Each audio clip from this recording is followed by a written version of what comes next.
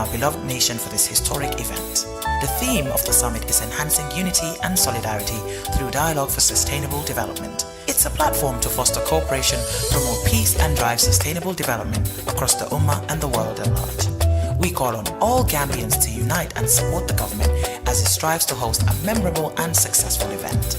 Let's showcase our hospitality, culture and the beauty of the Gambia to the world. Join us in making history. Let's stand together, united as one, to ensure the 15th OIC Summit in the Gambia is an event to remember. Together, we can make a difference.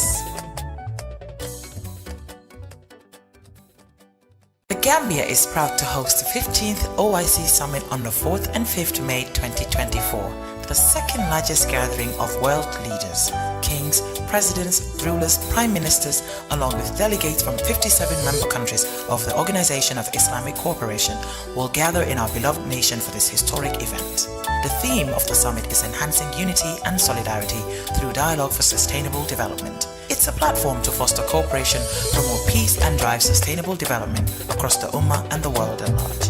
We call on all Gambians to unite and support the government as it strives to host a memorable and successful event.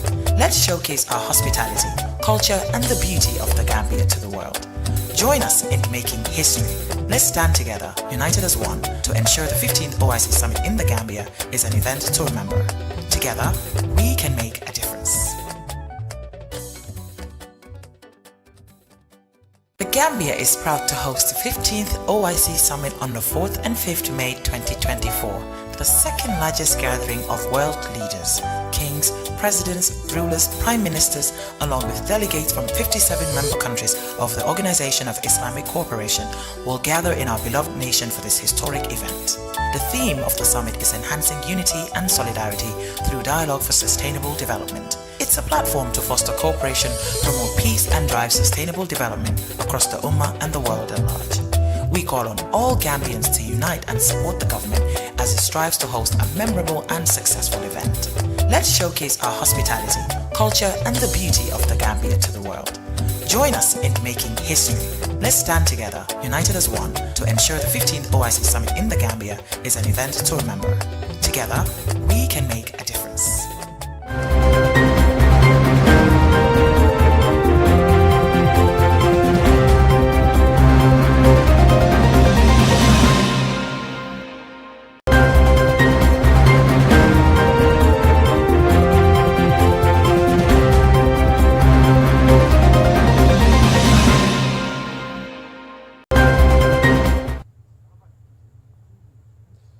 Hello, welcome to the Star TV Newsroom, broadcasting live from the OIC Conference Center in Bijilo.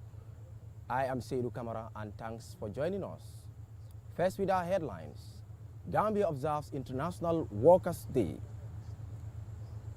Police launched manhunt for suspected burglar Mas Njai. Public's assistance sought by the Gambia Police Force. Government warns against illicit land sales in Kotobali Community Forest. Investigation launched to hold culprits to account. Takig Skills Training Center holds 10th graduation ceremony, empowering youth through skills development. On international news, Kenya searches for missing people amidst deadly floods. Zimbabwe's new gold-backed currency. New notes in circulation to counter inflation. China's state secrets law reforms tightens government controls over tech data. Those were the headlines, and now the news in detail.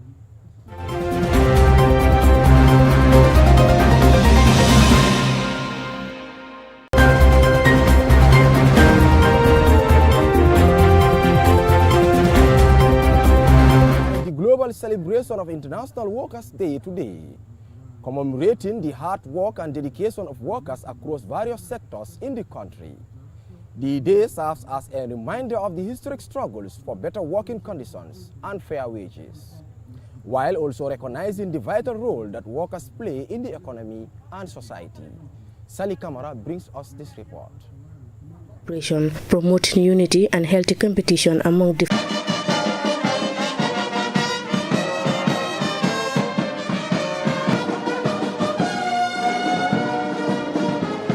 The festivities in the Gambia began with a march past from the Never Again Memorial Arch to McCarthy Square, with various institutions and organizations such as the Gambia Police Force, the Gambia Armed Force, the Central Bank of the Gambia, National Water and Electricity Company, and many more. The day serves as a reminder of historic struggle for better working conditions and fair wages, while recognizing the vital role that workers play in the economy and the society at large. During the event, the Secretary General of the Workers' Union, Ibrahim Gaba Cham, speaks on the responsibilities of workers to contribute to the country's development. Serve as a forum to make sober reflection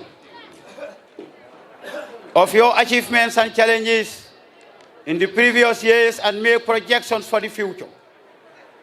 This, however, demands certain responsibilities, including discipline and hard work.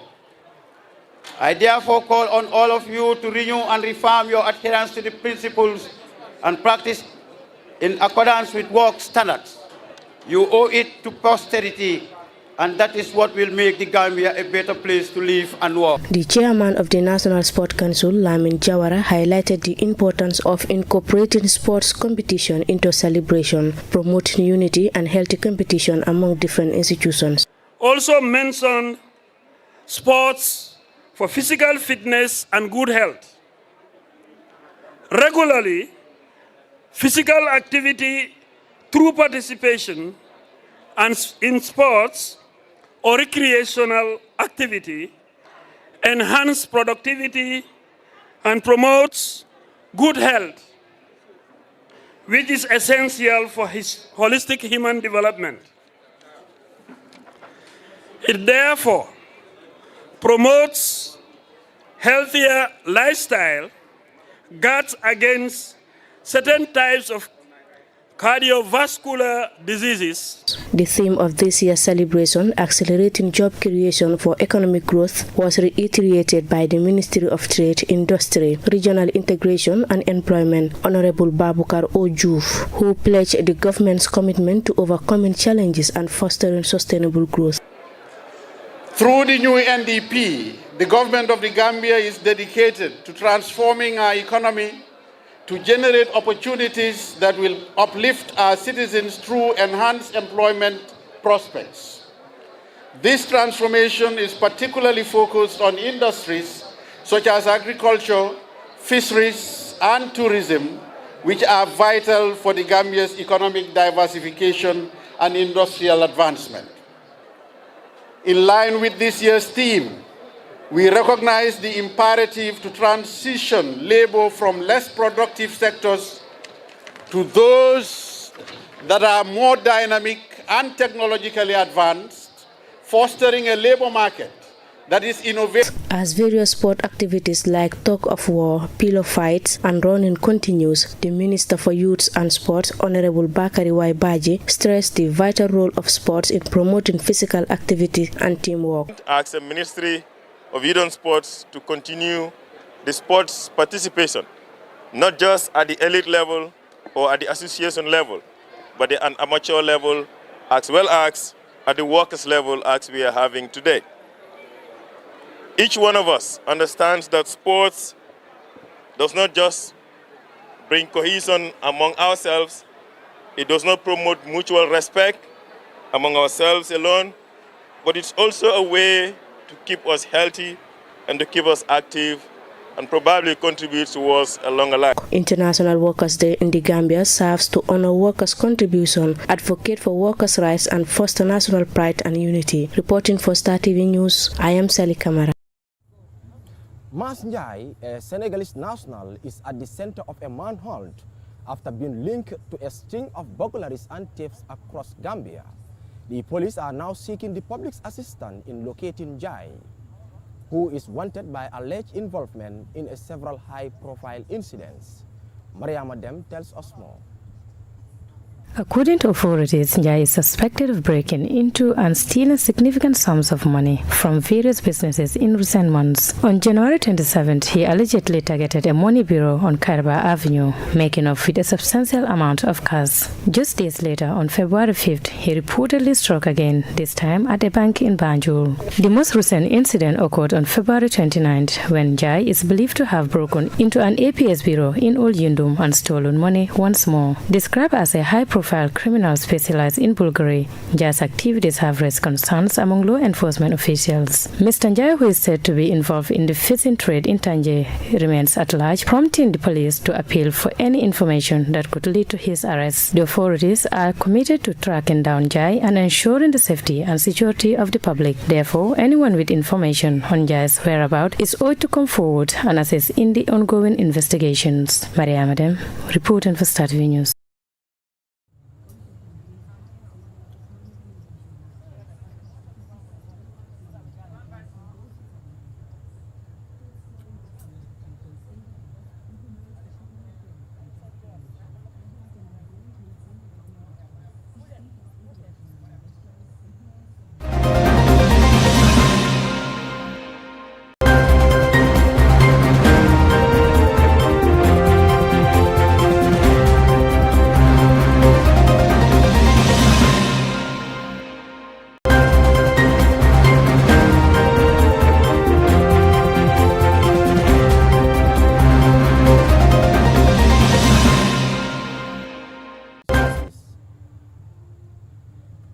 The Ministry of Environment, Climate Change and Natural Resources, in conjunction with the Ministry of Lands and Regional Government Affairs, has issued a stern warning against illegal land sales of the lands in Koto Bali Community Forest in Manduar, Kombo Central, West Coast region. Awasane has the details.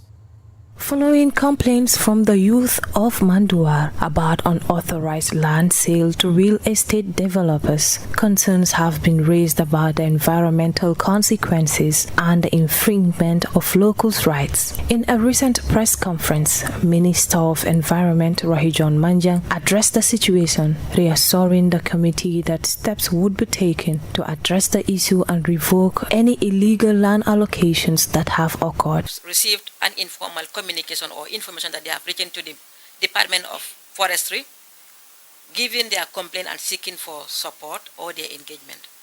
But these are all things that will come up in the investigation to guide our next forward action.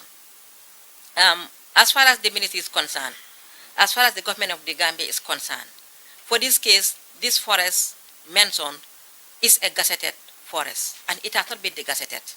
So whatever has been acquired or done aside activities related to the forest, community forest management is null and void and is illegal. That is what is the stand of the ministry. And then our next line of action will be dictated as to who was involved, what process have been taken, and why. Then we will now respond to what we are going to do. And be rest assured that we are not going to take it lightly. We want to set the example for all of us. Whoever is found wanting, we will make sure that the law takes its due course. She emphasized the need of maintaining peace and urged calm among the affected parties as they tackled the situation. The minister disclosed that the illicit selling of the forest land began in 2021 without the knowledge of the ministry. An investigation, however, has been launched to gather relevant information and hold accountable those responsible for the unauthorized land sale. Investigation was just started this week. We've written to the ministries and also to those that we think can give us information to submit a formal report and also background detail as per what has happened so far. We've been mentioned that this thing happened started since 2020, 2021 up to today. So you will bear with me that there is a lot that has happened on the background and we need to acquaint ourselves with this before we take any rightful decisions going forward. But be rest assured, as far as the government is concerned, I made it very clear. I'm working with the Minister of Defense, Interior, Information, Lands, to make sure that we crack down whatsoever has happened through this. that has not followed the due process of the law. Authorities have promised a thorough investigation into the allegations and to take appropriate actions against anyone involved in the illicit transactions. Residents of Manduar and stakeholders are eagerly waiting for further updates, hopeful for a resolution that protects both the community's heritage and the natural environment. For Star TV News, I am Awasani. From that story, we will now take a short commercial break. When we return, the news continues. Stay tuned. 57 member countries of the Organization of Islamic Cooperation will gather in our beloved nation for this historic event. The theme of the summit is enhancing unity and solidarity through dialogue for sustainable development. It's a platform to foster cooperation, promote peace and drive sustainable development across the Ummah and the world at large. We call on all Gambians to unite and support the government as it strives to host a memorable and successful event. Let's showcase our hospitality, culture and the beauty of the Gambia to the world. Join us in making history. Let's stand together, united as one, to ensure the 15th OIC Summit in the Gambia is an event to remember. Together, we can make a difference. The Gambia is proud to host the 15th OIC Summit on the 4th and 5th May 2024, the second largest gathering of world leaders, kings, presidents, rulers, prime ministers, along with delegates from 57 member countries of the Organization of Islamic Cooperation will gather in our beloved nation for this historic event. The theme of the summit is enhancing unity and solidarity through dialogue for sustainable development. It's a platform to foster cooperation, promote peace and drive sustainable development across the Ummah and the world at large. We call on all Gambians to unite and support the government as it strives to host a memorable and successful event. Let's showcase our hospitality, culture and the beauty of the Gambia to the world. Join us in making history. Let's stand together, united as one, to ensure the 15th OIC Summit in the Gambia is an event to remember. Together, we can make a difference. The Gambia is proud to host the 15th OIC Summit on the 4th and 5th May 2024, the second largest gathering of world leaders, kings, presidents. Welcome back after the short commercial break. If you are just tuning in, this is Star TV News, live from the OIC Conference Center in Bijilo. Takig Skills Training Center recently celebrated a significant milestone with its 10th graduation ceremony under the theme Pursuing Dreams and Fostering Resilience in the Face of Adversity. Mariam Adem reports.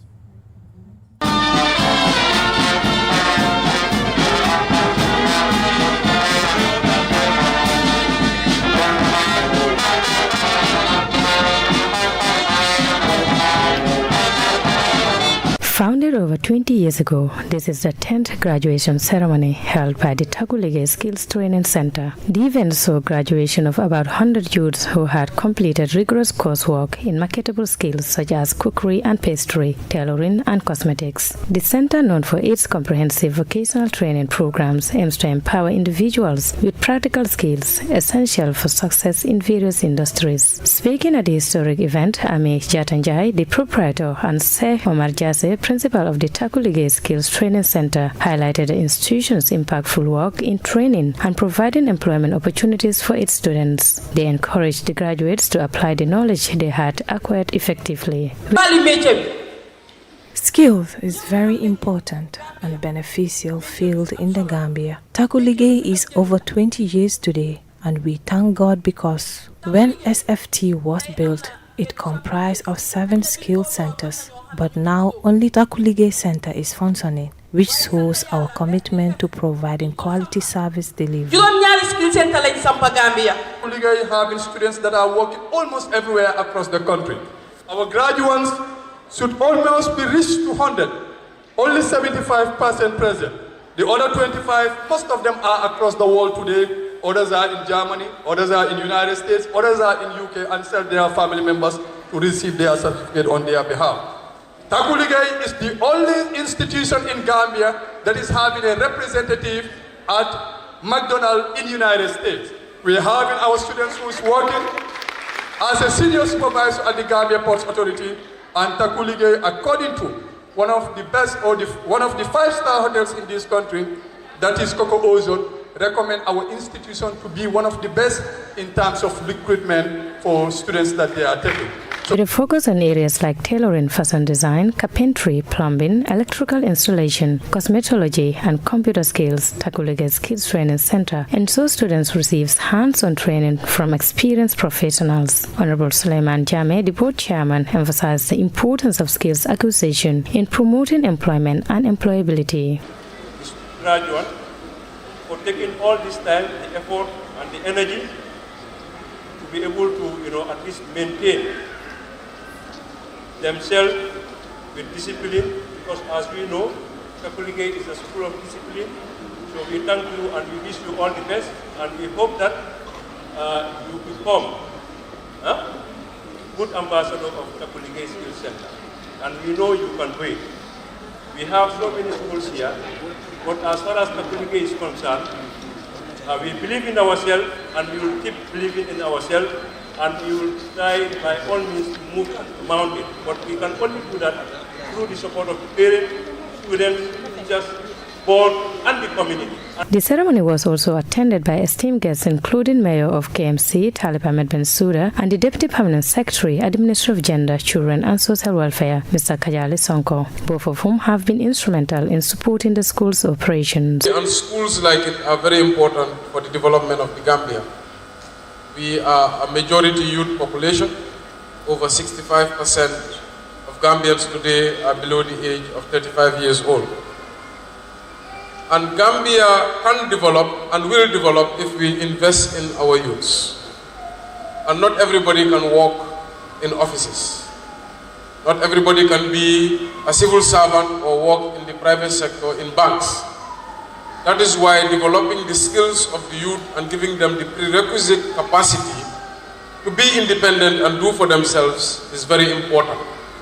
And this is why schools like Takulige are fundamental for the economic growth of the Gambia. I think it is high time that government and councils alike invest more resources in skills training. A lot of drug abuse among young people. And we all know to address this situation is to make them busy. How do we make young people busy? Is to give them the time to be able to come together, to work in a skillful manner that will give them the opportunity to be employed. And I believe the private sector also have a critical role in ensuring this training of skills development continue to prosper in this country. This is the only way we can achieve the sustainable development in terms of access to employment. I wish to also announce that under the ECOWAS Gender Scholarship for Excellence for Girls in Vocational Science and Technical Training, the Ministry of Gender, Children and Social Welfare will also contribute to awarding of 10 scholarships to deserving young girls at Takulige Center. The event concluded with the issuance of certificates to the deserving graduates. In a sense, Takulige Skills Training Center plays a vital role in providing quality vocational education and training opportunities in the Gambia, thereby contributing to the development and prosperity of the local community. Maria Madem, reporting for Star TV News. Let's now take a look at some international news. Rescuers are searching for many people missing amidst devastating flooding across Kenya. The Ministry of Interior and National Administration said on Tuesday that a search operation had been launched following the bursting of a dam in Maimahiu in the center of the country the previous day. Hundreds of people are reported to have died as heavy rains have lashed East Africa in recent weeks. At least 46 people were reportedly killed on Monday. Malcolm Webb reports from Kenya. About half of them died or are still missing. Kenya Red Cross workers search for them and their possessions there's little hope of finding anyone alive now. Others were taken by surprise and trapped in surging floodwaters. Thousands of homes alongside the Tana River are now partially submerged. Those who could fled for higher ground. The government, instead of helping us, they're just pushing us away since the road is cut off. We're dying of hunger. They haven't even provided tents. They're telling us we should relocate, but they're not even providing transport. We're just suffering. We vote for them, and they've forgotten us. Some places are now only accessible by boat. Weeks of torrential rainfall, especially in the highlands of central Kenya, have caused the Tana River to burst its banks. This is the main highway running from Kenya's capital, Nairobi, to the town of Garissa. But it's broken through in two places. It's the main route for food, fuel and other supplies to reach Garissa and several other towns beyond. Hundreds of thousands of people have been cut off. They're wondering how the government's going to respond. A lot of the people here say that it's been too slow and they're hungry. Many of them have been displaced for days. Yes, we are aware of this. This is happening in so many parts of the country, and we are trying to stretch our support to all corners of the country, because this, as I told you, is going to be a big problem. It requires a massive relief operation. Visiting officials and politicians come and go in helicopters. No aircraft came to help when people were in the water.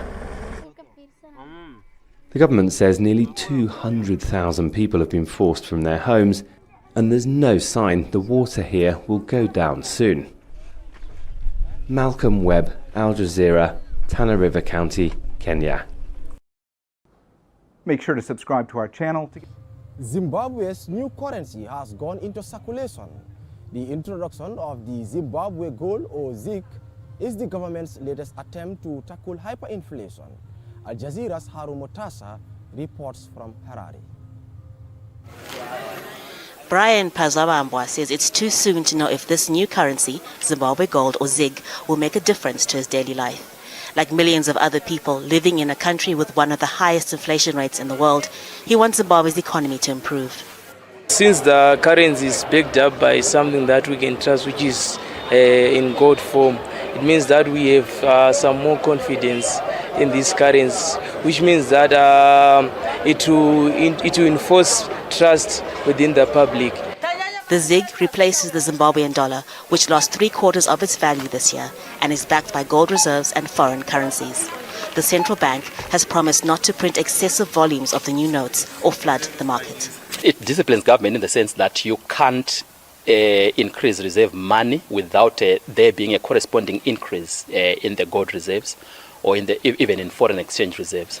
But I think it's very important for there to be transparency and probably some audit to determine the exact or the specific amount of reserves that we actually have. But commodities such as import duties, rent and fuel are paid with US dollars. That means Zimbabweans still have to change the ZiG into US dollars. The police have been arresting illegal money changers for operating without a license and for undermining the new currency. Government leaders want people to change their money in Zimbabwe's banks and not on the unofficial market. Politicians want Zimbabweans to have confidence in the new currency. At one of the largest markets in the capital, many here haven't seen the ZiG notes yet. People are buying and selling mainly in US dollars. They say over the years, it's been more stable than Zimbabwe's money. If the new ZiG currency doesn't lose value rapidly, that could change sentiments here. Haru Mutasa, Al Jazeera, Harare. Make sure to subscribe to our channel to get... A revised state secrets law has come into force in China, prompting Taiwan to warn its citizens against traveling to China and rattling foreign companies amid fears the legislation could be used to punish regular business activities. Al Jazeera's Catherine Yu reports from Beijing. China has expanded the scope of its state secrets law. Previously, this covered Communist Party decision-making, military and diplomatic activities, as well as economic and scientific development. state media report the amendment now includes work secrets or sensitive information that causes certain adverse effects if leaked. The government says it will improve the protection of high-tech data and intellectual property. Some analysts say the change raises awareness about the threat of foreign espionage.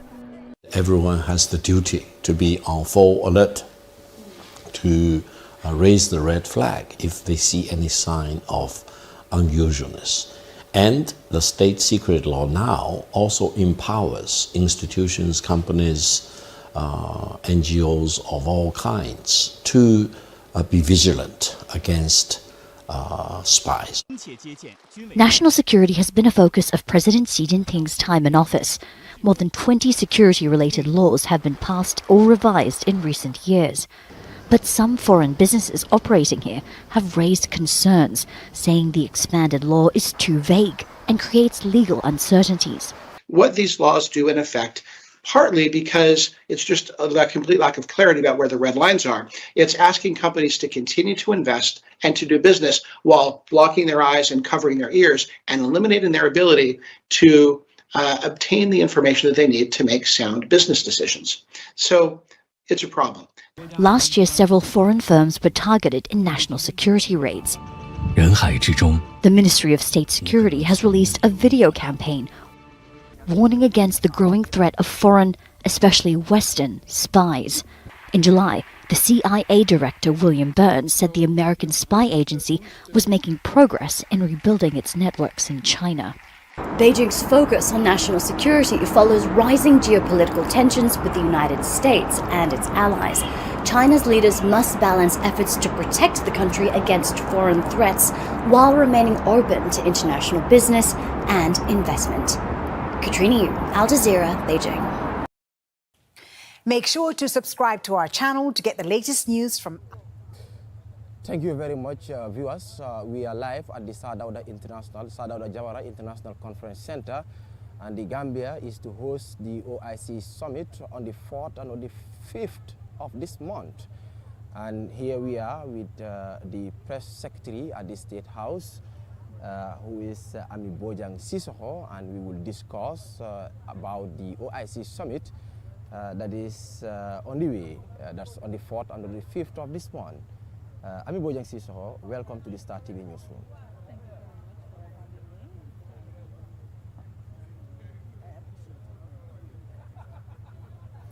Here we are at the Sadauda Kairaba Jawara International Conference Center, preparing for the OIC Summit, which is to be on the 4th and on the 5th here, and we are expecting high dignitaries from 57 different countries that are part of the OIC.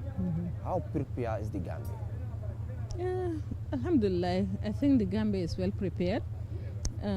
If we want to understand it in the context of the family level, at the nucleus level, it's just like when you're going to have a visitor and you're informed that a visitor is coming. What do you need?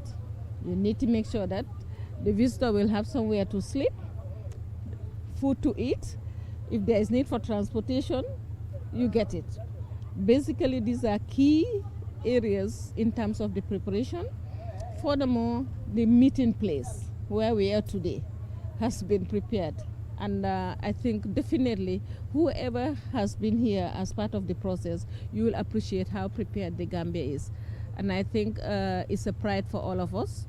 It's something that we will be remembered for in history, that the small Gambia is able to host this big meeting. What are the expectations during and after the OIC Summit? The expectations are great because, one, you expect the leaders of the Ummah to come together to sit and discuss on issues that are affecting the Ummah, from the socio-economic to the political, in terms of diplomatic issues, in terms of trade, in terms of economic cooperation. All these are key areas that the Ummah will be discussing. And we expect our leaders to take decisions that will be also looking into the issues of human rights of people, like if you look at the Rohingya, the Palestine. All these things will be part of the issues that we expect the leaders will come to a consensus on and to be able to push it further. So in the Gambia, and as Gambians, I think we're all excited. We're happy that our country is hosting this big summit, and if we can recall, it will be the second biggest of the summits that member countries will be coming together to, and we are happy that almost all the 57 member countries have confirmed their participation. So that is great for the country, and it's also going to open up the country, because after all this, those people who are coming will have an idea what to expect from the Gambia. And it may not only be in terms of summits, but they will have other opportunities to interact with Gambians, where they will have ideas about maybe if they want to have investments here, what opportunities are here in other areas that we can cooperate and develop together. I think these are very important things that can happen even after the summit. And we can see the beautiful infrastructure that the Gambia is benefiting from. So the Gambia definitely, we are excited about it, because the infrastructure, especially the Batin-Hadin Highway and all the other roads that are going to be as a result of the OIC, I think is a great achievement for the country, because it's going to open up in terms of the movements of people. It's going to open up the economic engagements of people, and it's going to facilitate for people to reach out to each other, even on social issues, health, access to facilities. All these, the roads are going to make it accessible to all people. This is the second largest gathering in the world after the UN General Assembly, that's the OIC Summit. Economically, what are we expecting as Gambians? I think if you look at it, you have to look at it from the bigger picture. If you have a business to run, and you have to go through the Batin-Hadin Highway for 2 hours, and now you have to do it in 20 minutes, business-wise, time use, because time is money. These are the ways we need to understand some of the benefits that are coming directly to people that are not maybe visual, that people will see it, oh, this is it. No, it's not like the road itself. But as a result of the road, what can happen? If you have good electricity supply, how can that enhance your business? As you know, part of the OIC support is the Jambur plant. So these are the things that we need to recognize and appreciate. And then we'll say, okay, apart from that, the OIC Center itself, how many international conferences are taking place here right now since we had the conference center? And in future, those who are coming now, they will have the experience, they have the exposure, they'll have a taste of what it is like to have a conference around this beautiful seaside. Look at the breeze we are enjoying. So these are the things that we can sell as Gambia, and we will have the opportunity for people to say, you know what, we have to go back to the Gambia. That's the smiling coast we're talking about. We all know the actual summit is on the 4th and on the 5th of this month, but activities has already started, and some high-profile dignitaries are already in the country. Can you just tell us what were the activities happening inside that conference hall? You know, when you have a summit, it goes with pre-summit engagements, and that is where the technical people comes in. You have the senior officials meeting, sitting together, discussing issues that are technical in terms of relationship, in terms of the areas for the heads of states to discuss and a conclusion to. So they are the ones who prepare the technical aspects of the summit, and from there they give it to the ministerial level, where the ministers, especially at the foreign ministers level, if it is something to do with, let's say, the economy, the trade ministers maybe, when they talk about maybe other areas, they look at the relevant ministries that are going to be part of that process in terms of, for example, Minister of Finance, because we're talking about engaging potential supporters and donors, or people, stakeholders that you can partner with in terms of development within the OIC UMA. So all these are very important technical processes that the summit will be prepared for before the actual meeting of the heads of the states. We all know after this summit, the Gambia is going to chair the OIC. Of what benefit can it be for Gambia chairing the OIC for 3 years? It's a huge achievement for the Gambia, because it It means that now more member countries of the Ummah will be interacting with the Gambia in terms of addressing issues, in terms of dialogue, in terms of diplomacy. All these are very important aspects of our relationship with other countries, especially when it comes to also economic engagement, because you may have countries that are interested in trading among themselves, among the Ummah. So if the Gambia is an attractive place for them, it will bring in a lot of opportunities for Gambians and also for the investors who are coming to the country. But they will realize that this is a country that is peaceful, and it is a country where I can do my business in a safe environment, where I have all the technical and legal and environment to operate in a very good business and investment there. So it is important to the Gambia, and it will benefit the Gambia in different ways. How important is the media when it comes to hosting this OIC summit? I think the media, as we say, is the fourth arm of governance. And if you talk about governance, today, I'm sure there are all the 57 countries will be monitoring their media personnel in terms of getting the reports about how prepared is the Gambia in terms of the summit, what are the outcomes of the technical meetings. All these are things that you learn. What are people's perception of the issues that are being addressed through the media? So the media is very critical in terms of giving the right image for Africa, right image for the Ummah, because it is time that we look at the media from the perspective. It has been for so long that it's only bad news that is taken as good as news. Yeah. I think the media has a very critical role in bringing good news, beautiful news, that